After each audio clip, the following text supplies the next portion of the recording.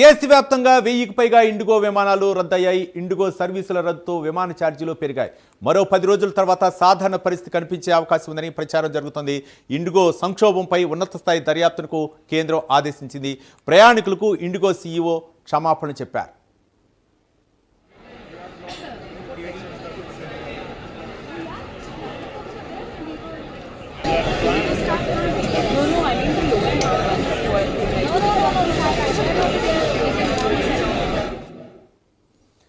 దేశవ్యాప్తంగా ఇండిగో విమానాలు అయితే రద్దయ్యాయి. దీంతో ప్రయాణికులైతే మాత్రం ఎయిర్పోర్ట్లో పడిగాపులు కాస్తున్నారు. దీంతో దేశవ్యాప్తంగా ప్రయాణికులు తీవ్ర ఇబ్బందులు పడుతున్నట్లు తెలుస్తుంది. అంతేకాకుండా ఈ విమానాలు రద్దవటంతో ఇక్కడ చాలామంది కూడా అంటే ఒక పక్క దిద్దుబాటు చర్యలకి ఏ విధంగా ఉపక్రమించింది, ఎలాంటి సమస్యలు ఉత్పన్నమవుతాయి తదితర అంశాల గురించి మా కరెస్పాండెంట్ కుమార్ మరిన్ని వివరాలు అందిస్తారు. కుమార్.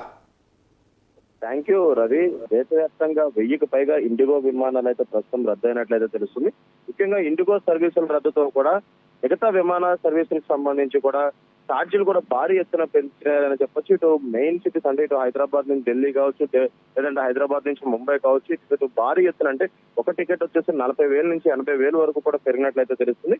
ముఖ్యంగా మరో 10 రోజుల తర్వాత కూడా పరిస్థితి మెరుగయ్యే అవకాశం ఉన్నట్లయితే తెలుస్తుంది. అప్పటి వరకు కూడా ఇదే పరిస్థితి కొనసాగే అవకాశం అయితే ఇస్తుంది.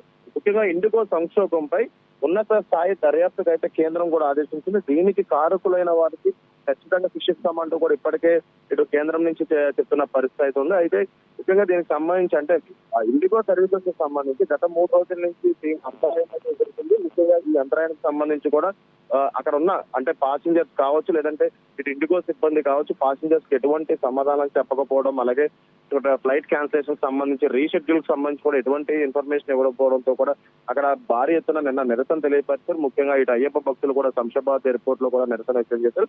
ముఖ్యంగా ఇండిగో సంక్షోభంపై ఇప్పటికే కేంద్రం కూడా దర్యాప్తుకు అయితే ఆదేశించింది.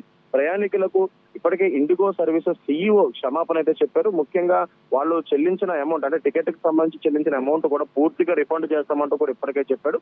అలాగే మరొక పక్క ఇటు కేంద్రం నుంచి అంటే ముఖ్యంగా దీనికి సంబంధించి అంటే ఈ ఇండిగో సంక్షోభం సంబంధించి మెయిన్ కారణం చెప్పాల్సి వస్తే ఖచ్చితంగా ఫ్లైట్ పైలట్స్ గురించే చెప్పాల్సి వస్తుంది. ముఖ్యంగా వాళ్ళకి విశ్రాంతి సమయం దాని గురించే ఇంత సంక్షోభం జరిగినట్లయితే తెలుస్తుంది. ఈ నేపథ్యంలోనే దానికి సంబంధించి కూడా పూర్తిగా క్యాన్సిలేషన్స్ కూడా అయినాయి.